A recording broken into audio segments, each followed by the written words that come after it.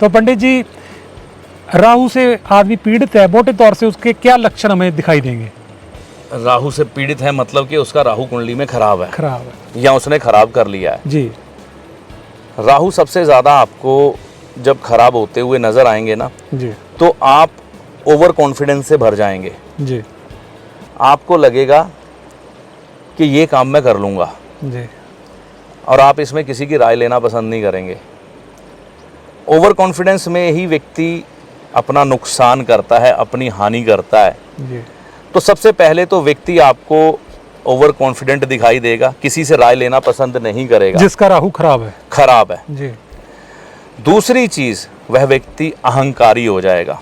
जी, अहंकारी से ये तात्पर्य है, वो किसी को कुछ नहीं समझेगा, वो कहेगा मैं ही श्रेष्ठ हूँ, मैंने जो सोच लिया, मैंने जो कह दिया वह ही उत्तम है, उसके अलावा मैं किसी के डिसीजन को नहीं मानता। जी, क्योंकि राहु का जाल ऐसा होता है कि दुनिया से काटने के लिए, आपका विनाश करने के लिए, ये आपको अहंकार की गर्त में धकेल देता है, जहाँ पर आपको अच्छे सुझाव देने वाला व्यक्ति आपके इर्द गिर्द नहीं दिखाई देता जी, और आप बहुत अधिक कामनाओं के शिकार हो जाते हैं जब जीवन में। वह भी राहु खराब के लक्षण है कि आपकी कामनाएं सीमित नहीं है, बहुत ज़्यादा आपने अपना विस्तार कर लिया, जो आपकी हद में नहीं है वो भी आप पाने की इच्छा रखते हैं। देखिए एक बात समझिएगा, तेंदुलकर खेल रहा था तो तेंदुलकर एक ही था, 10 नहीं थे जी। कोहली क्रिकेट खेल रहा है तो कोहली एक ही है, 10 कोहली नहीं है, ये हो नहीं सकता। बिल्कुल। तो किसी भी फील्ड में श्रेष्ठ एक ही होता है, लेकिन राहु के वह सपने व्यक्ति देखने लग पड़ता है कि मुझे कोहली बनना है, लेकिन कोहली जितनी मेहनत नहीं मैं करूंगा, कोहली जितना भाग्य मेरा प्रबल नहीं है। लेकिन वह व्यक्ति जो है राहु के शेख चिल्ली वाले सपनों में आ जाते हैं, लेटे लेटे सपने देखते हैं, मैं क्रिकेटर बन जाऊंगा, मेरे पास गाड़ी होगी, बंगला होगा, लड़कियां आगे पीछे घूमेंगी, मैं जेट प्लेन में घूमूंगा, लेकिन करेंगे कुछ नहीं। तो यहाँ पर भी राहु के खराब लक्षण प्रकट होते हैं। तो इन चीज़ों से आप शेख चिल्ली हैं, ख्याली दुनिया में रहते हैं, अहंकारी हैं, दूसरों की इज्जत नहीं करते, अपने आप को ही श्रेष्ठ समझते हैं, तो ये राहु के खराब लक्षण से आप जांच सकते हैं कि ये व्यक्ति राहु से पीड़ित हो चुका है और साथ में वह नशे करने लग पड़ा है, वह भांग पीता है, वह सिगरेट पीता है, कोकीन लेता है, जैसे भी नशे हैं, बुरे नशे हैं, वह करने लग पड़ा है, चोरियां करने लग पड़ा है, बेईमानी करने लग पड़ा है, तो वो राहु की बुरी ऊर्जा का शिकार हो चुका है, मान लीजिए जी। तो पंडित जी, जैसे आपकी बातों से पता चला हमें कि राहु महाराज जिस भी घर में बैठते हैं रिश्ता खराब करते हैं जी। तो आपने बताया 3 और 6 में बैठते हैं तो अच्छा प्रभाव देते हैं जी। तो इसकी क्या वजह, 3 और 6 में अच्छा प्रभाव देते हैं, क्यों देते हैं? जी, तीसरा भाव जो है ना, वह राहु के लिए श्रेष्ठ इसलिए माना गया है क्योंकि वहाँ पर बैठे हुए राहु आपके लिए पहरेदार बन जाते हैं। पहरेदार कैसे कि आपको कोई नुकसान पहुँचाने की कोशिश करे तो ये राहु उस पर बिजली की तरह गिरते हैं। 3 वाले राहु 3 वाले, ठीक है, और उसका सर्वनाश कर देते हैं जो आपको हानि पहुँचाने की कोशिश करता है। मैंने राहु 3 वाले वो व्यक्ति देखे हैं, उनको अगर किसी ने नाजायज सताया है ना, तो सामने वाले व्यक्ति ने कई बार प्राण त्याग दिए हैं। लेकिन जजमेंट ठीक होनी चाहिए, मतलब ये नहीं कि आप गलत हैं और आपको सामने वाला सता रहा है तो फिर नहीं, आपके साथ अगर नाजायज हो रही है, आपके साथ बुरा कोई करने की कोशिश कर रहा है उस स्थिति में, क्योंकि लठ लिए पहरेदार माना है राहु को तीसरे में। और यहाँ पर राहु की जो शक्ति है ना, कल्पना शक्ति, वो बड़ी प्रबल होती है तीसरे भाव में, इसलिए भी यहाँ पर राहु श्रेष्ठ है। और राहु यहाँ पर आपको मंगल की शक्ति को बढ़ाते हुए नजर आते हैं, बुध की शक्ति को बढ़ाते हुए नजर आते हैं, हाजिर जवाबी, और ऐसे थॉट देते हैं कि आप झट से जवाब देने लग पड़ते हैं लोगों की बातों का, जिनका राहु अच्छा है तीसरे भाव में, ठीक है, ऊपर से थॉट उतरते हैं। मैं कहता हूँ 3 नंबर राशि वालों को आप देख लें, वह लोग भी हाजिर जवाब होते हैं, वह लोगों की बात के झट से जवाब देते हैं, ऊपर से बातें उतरती हैं। लेकिन ये राहु तभी खराब होते हैं जब व्यक्ति अहंकारी हो जाता है। और छठे भाव जो कि रोग, ऋण और शत्रु का है, यहाँ पर तो नाश कर देते हैं इन चीज़ों का, क्योंकि बुरा ग्रह बुरे घर में आ गया छठे भाव में, तो क्या करेगा, बुरी चीज़ों का नाश कर देगा। ठीक है ना, यानी कि वहाँ पे कि रोग शत्रु का नाश करेगा। हाँ, जी, रोगों को खराब कर दे, मतलब रोगों को खत्म कर देगा। रोगों को नष्ट करेगा, शत्रुओं का नाश करेगा, जी। ठीक है ना। और अगर इससे कोई फिर किसी तरह से हानि पहुंचाने की कोशिश करे, बुरा करने की कोशिश करे, तो उसका सर्वनाश तय है। और यहाँ पर ऐसी विचार शक्ति के मालिक बन जाते हैं राहु वाले, अगर इनको बाकी ग्रहों की सपोर्ट मिल जाए ना, तो नए आविष्कार, नई चीज़ें दुनिया को खोज के देके चले जाते हैं। शुक्रिया पंडित जी, और आपके वीडियो देखकर आपके उपाय जो आप बताते हैं उनको सुनकर हमारे दर्शक करते हैं और बहुत फ़ायदा लेते हैं। जी। तो मैं पूछना चाहूँगा कि राहु से पीड़ित के लिए एक उपाय आप बताएं जिनसे उनकी ज़िंदगी संवर जाए बस। जी, देखिए राहु, मैं फिर से कहता हूँ, राहु ग्रह बुरा नहीं है, लेकिन राहु ग्रह को चलाने का एक ढंग है।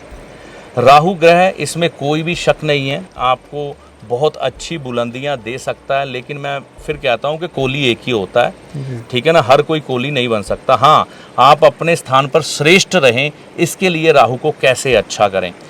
राहु को अच्छा किया जाता है 2 ग्रहों के द्वारा, ठीक है ना। जी। सबसे पहले स्थान पर जो मैं बात अभी कहने जा रहा हूं ना, ये नहीं है, इस पर विवाद होंगे, कई लोग मानेंगे नहीं, ठीक है ना, क्योंकि उन्होंने सुन नहीं रखा है ऐसा।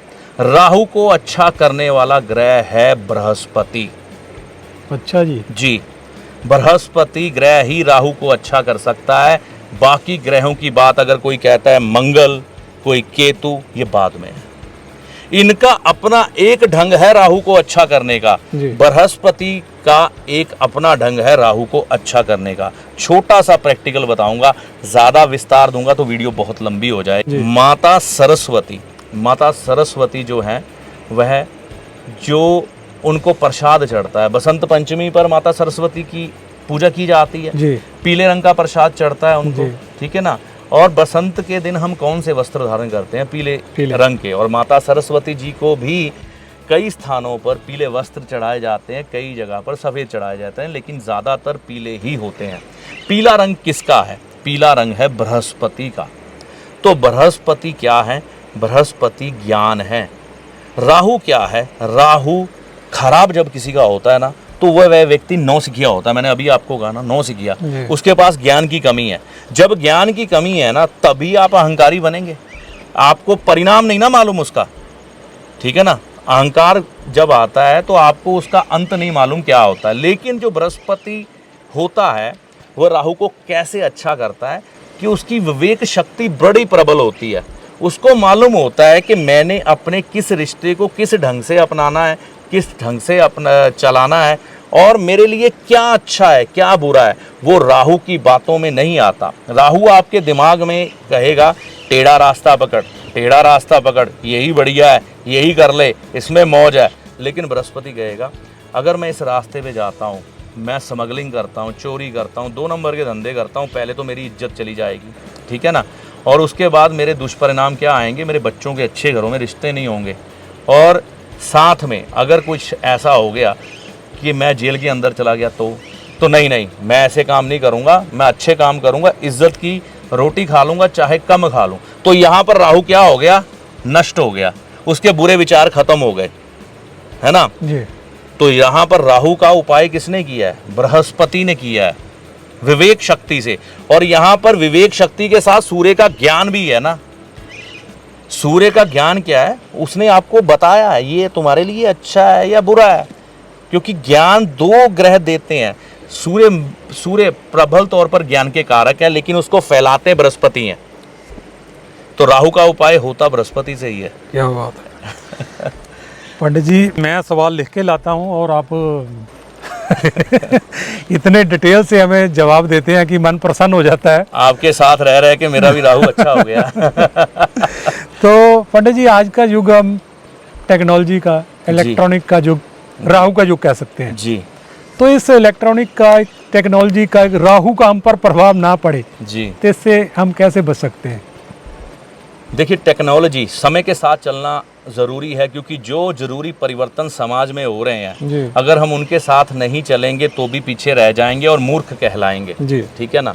तो हमें समय के साथ चलते हुए अपने आप को इस तरह से मेंटेन करना है कि राहु के दुष्प्रभाव हम पर ना पड़े, शुभ प्रभाव पड़े। सबसे पहले मानसिकता के बारे में तो मैंने आपसे बता ही दिया। अब देखिए हुआ क्या है, लोगों ने ना धार्मिक स्थानों में सनातनियों ने जाना कम किया है। अगर जाते हैं इंजॉयमेंट के तौर पर जाते हैं, कभी कभी तीर्थ यात्रा भी करो ढंग से, ठीक है ना, बिल्कुल सही तरीके से जाओ। पीले वस्त्र अगर पहन के जा सकते हो तो जाओ, बहुत अच्छा होगा, इससे आपको अच्छे परिणाम मिलेंगे। आज के समय में धार्मिक यात्राएं जरूरी हैं राहु को आज के समय में अच्छा करने के लिए। दूसरी बात, आपको गले में सोना धारण जरूर करना चाहिए, केसर का तिलक लगाना चाहिए, ठीक है। और कोई ऐसा व्यक्ति वो आपके घर में भी हो सकता है, समझदार व्यक्ति, वो आपका टीचर भी हो सकता है, वो आपका बुजुर्ग भी हो सकता है, वो आपका मित्र भी हो सकता है, वह आपका गुरु भी हो सकता है, जो आपको बुरे और भले की पहचान करा सके, जो प्योर बृहस्पति का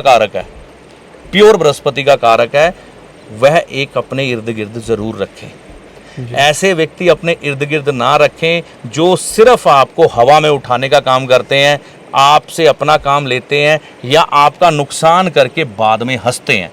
तो ये चीज़ हो गई। सोना गले में धारण अगर कोई नहीं कर सकता तो पीला धागा बृहस्पतिवार के दिन, सोना भी बृहस्पतिवार के दिन, केसर भी बृहस्पतिवार के दिन सुबह से लगाना शुरू कर दे, 8 बजे से पहले, ठीक है ना।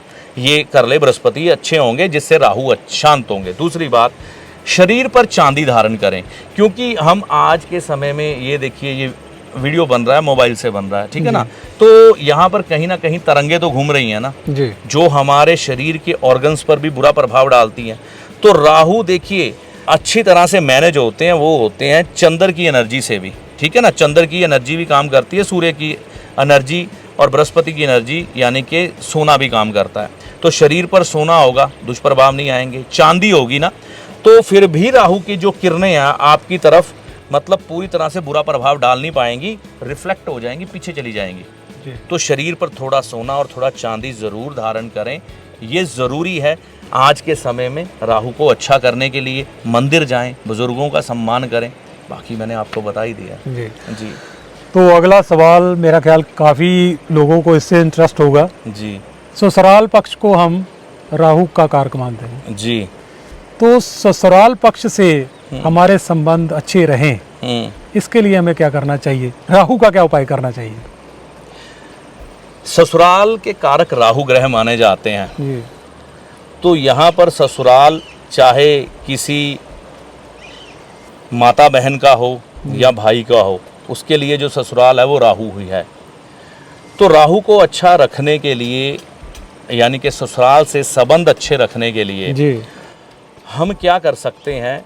इसमें सबसे अच्छी चीज़ ये है कि आप अपने जीवन साथी को प्रसन्न रखने की कोशिश करें। यहाँ पर मेरी ये बात ना थोड़ी कंट्रोवर्शियल हो सकती है, वो इसलिए कि कई लोगों के जीवन साथी प्रसन्न नहीं होते जल्दी से जी। तो यहाँ पर हमने अपनी तरफ से प्रयास करने हैं कि अपने जीवन साथी को खुश रखें। मैं आपको एक बात बताता हूँ, मान लीजिए आपकी धर्मपत्नी है, ठीक है ना। अगर आपकी धर्मपत्नी आपके ससुराल में जाकर, है ना, आपके बारे में अच्छे शब्द बोले, आपकी तारीफ करे, आपके बारे में ऐसा कहे कि ये व्यक्ति बहुत ही प्रतिभावान है, मुझे बहुत खुश रखता है, अपनी जिम्मेवारियों को बहुत अच्छे से निभाता है और आपका मान सम्मान करता है, और वह व्यक्ति सामने से करता भी हो, ठीक है ना, करता भी हो, तो आप एक चीज़ देखेंगे कि अपने आप उसके ससुराल वाले उसकी इज्जत करने लग पड़ेंगे। तो यहाँ पर क्या हुआ, शुक्र ने राहु को कंट्रोल कर लिया जी। तो ग्रह एक ही ग्रह से कंट्रोल नहीं होते, कई कुछ होता है। तो शुक्र पक्ष में आ गया तो भी राहु पक्ष में आ गया जी। तो कहने का मतलब जहां पर रिश्ता बदला वहां पर राहु का उपाय भी बदल गया।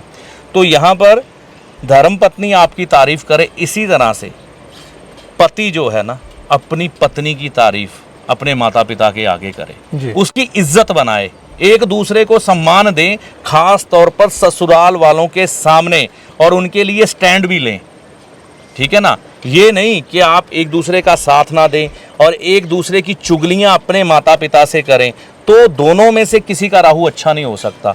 जितनी देर तक पति पत्नी समझदार बन के एक दूसरे का मान सम्मान अपने परिवार वालों के आगे बढ़ाएंगे नहीं और जिम्मेवारी से अपना रिश्ता निभाएंगे नहीं, तब तक किसी का राहु अच्छा नहीं हो सकता। जिम्मेवारियां दोनों को निभानी पड़ेगी, एक दूसरे का मान सम्मान बनाना पड़ेगा समाज में, तभी राहु ससुराल के रूप में किसी को अच्छा परिणाम देंगे, नहीं तो नहीं देंगे। तो पंडित जी कुछ लोग ऐसे हैं, जब कह लीजिए कि बहुत सारे लोग ऐसे होंगे जो राहु का उपाय नहीं कर सकते, सोना धारण नहीं कर सकते, या कोई उनकी मजबूरी है, कोई बाहर देश में है, फिर राहु का उपाय उनके लिए पॉसिबल नहीं करना, तो वो ऐसा क्या करें कि उनका राहु अच्छा रहे? कुछ ऐसा वो करें कि उपाय भी ना करें और उनका राहु भी अच्छा हो जाए। जी देखिए, मेरे पास ऐसे बहुत से लोगों का संपर्क होता है जो कहते हैं हम शरीर पर चांदी नहीं धारण कर सकते, सोना धारण करते हैं हमें एलर्जी हो जाती है, केसर का तिलक नहीं हम लगा सकते क्योंकि हम सनातनी नहीं हैं, हम किसी और धर्म से बिलोंग करते हैं, लेकिन राहु तो हम भी अच्छा करना चाहते हैं। कुछ लोग ऐसे हैं बड़ी बड़ी कंपनियों में बैठे हैं, प्रोफेशनल हैं, कहते हैं राहु तो हम भी अच्छा करना चाहते हैं लेकिन हम कोई रत्न धारण नहीं करेंगे, हम कोई तिलक नहीं लगाएंगे, हमारा लाइफस्टाइल ये ऐसा है कि हम ये चीज़ें नहीं अपना सकते। तो हम राहु को अच्छा करने के लिए क्या करें? तो उनके लिए ये सुझाव है जो लोग राहु के उपाय नहीं कर सकते। देखिए, आप एक आदत अपना लें, आपके राहु कभी आपको खराब फल नहीं देंगे। एक नहीं, दो आदतें बोलूँगा, ठीक है? एक तो आपको सबसे पहले सूर्य उदय होने से पहले जगना है, चाहे 2 मिनट 5 मिनट सूर्य उदय होने से पहले तारों की छाँव में जगो। अपने रोज के कर्म खत्म करने के बाद चाहे सैर करो, चाहे साइकिल चलाओ, ये बहुत ज़रूरी है। और यहाँ पर आप अगर सैर करते हैं या फिर आप सूर्य उदय होने से पहले उठकर साइकिलिंग करते हैं तो बहुत ज़्यादा अच्छे परिणाम आपको राहु के मिलते हैं। दूसरी चीज़ जो आप राहु को अच्छा करने के लिए कर सकते हैं, घर बैठे आराम से कम एक वक्त का खाना आपको अपने घर के जो चूल्हा है, जो गैस है, उस बर्नर को जलते हुए हालात में देखते हुए खाना है, रसोई घर में आसन लगा के, ठीक है ना? और वह चूल्हा जलना चाहिए, मतलब कि आपकी धर्मपत्नी, आपकी माता, आपकी बहन आपके लिए खाना बना रही है, आप पालती लगाकर बैठे हैं और खाना खा रहे हैं। ये ना हो चूल्हा बंद हो गया हो और आप खाना खाना शुरू कर दें, ऐसे में ये उपाय काम नहीं करेगा। तो इस चीज़ का ध्यान रखना है। और आपको एक आदत अपना के रखनी है, अपने पास सौंफ रखें, सौंफ खाएं, अपने ऑफिस में, अपने घर में, अपनी दुकान में सौंफ रखें ताकि आपसे लेकर कोई सामने वाला व्यक्ति भी सौंफ खा ले। इससे भी राहु अच्छे होते हैं। आप भी सौंफ खाते हैं तो इससे आपके शरीर को भी अच्छा प्रभाव मिलता है और राहु ग्रह आपको पता भी नहीं लगेगा, दुनिया को भी पता नहीं लगेगा कि आप उपाय कर रहे हैं और अच्छे हो जाएंगे। पहले भी पंडित जी काफ़ी बार बात हुई है कि हमारे बुजुर्ग, हमारी जो पुरानी संस्कृति थी उसमें उपाय पहले ही जुड़े हुए थे जी। जैसे हम पुराने ज़माने में चौंका, पंजाब में जो चौंका बोलते हैं, चूल्हे के पास बैठ के हम खाना खाते थे जी। जब हम छोटे थे तो अपने आप ऑटोमेटिकली हमारा उपाय हो जाता था जी। तो ज्योतिष के बारे में आप लोगों को क्या सुझाव देना चाहेंगे अपने कुछ चंद लफ्ज़ों के जरिए कि लोग अपना जीवन अच्छा कर सके, सुधार सके? देखिए, ज्योतिष शास्त्र के बारे में मेरा एक ही सुझाव है, अपनी दिनचर्या को अच्छा करें। अगर आप अपनी दिनचर्या को अच्छा कर लेते हैं, सुबह समय पर जगते हैं, अपने सारे नियमों का पालन करते हैं, अपने अपने धर्म स्थान में जाकर अपने इष्ट की साधना करते हैं, किसी का बुरा नहीं करते, तो आप पर धीरे धीरे करके बुरे ग्रह जो है ना बुरा प्रभाव नहीं देते और अच्छे ग्रह अपना अच्छा प्रभाव देना शुरू कर देते हैं। और साथ में आप छोटी छोटी बातों पर घबराना बंद कर दें। आप हर बात का समाधान ज्योतिष में मत ढूंढने की कोशिश करें। अगर छोटी कोई समस्या आ भी गई है ना, तो अपने घर के बुजुर्गों को अपने साथ रखें जो जीवन में अनुभव को अपनाए हुए हैं। जिस हालात में हो सकता है आज आप फंसे हो ना, इस हालात में आज से 20 साल पहले आपके घर का कोई व्यक्ति फंसा हो, लेकिन आप क्या करते हैं, उस व्यक्ति की राय नहीं लेते, किसी ज्योतिषी की राय लेने निकल जाते हैं, ठीक है ना। हो सकता है उस ज्योतिषी को उस बात का अनुभव भी ना हो और आप अपने घर का अनुभव त्याग देते हैं। तो ऐसा मत करिए। अपने इर्द गिर्द के लोगों का, अपने रिश्तेदारों का भी अनुभव ज़रूर लीजिए, ठीक है। और आपको ज्योतिष के नाम पर बड़े बड़े उपाय करने की बिल्कुल ज़रूरत नहीं है, बिल्कुल भी ज़रूरत नहीं है। हाँ, कुछ एक सस्ते रत्न धारण कर सकते हैं, कुछ एक पूजा पाठ कर सकते हैं जो ज़रूरी है। और पूजा पाठ हमेशा मंदिर के कर्मकांडी ब्राह्मण से ही करवाना अच्छा होता है और मंदिर में करवाना अच्छा होता है। लेकिन कई लोग घर की शुद्धता के लिए घर में भी करवाते हैं, अच्छी बात है। तो ये आप साथ में अपना के रखें और किसी वहम और भ्रम में ना फंसें।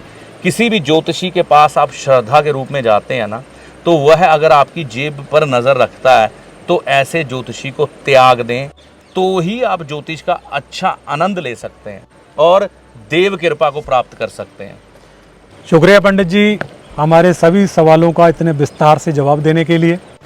तो हमारे साथ जो दर्शक जुड़े हुए हैं उनका भी शुक्रिया। तो जो नए जुड़े हैं उनसे विनती कि इस चैनल को सब्सक्राइब करें ताकि ऐसी अच्छी जानकारी सभी तक पहुंच सके। आपका बहुत बहुत शुक्रिया। बहुत बहुत शुक्रिया जी, बहुत बहुत धन्यवाद। जय माता दी। जय माता दी।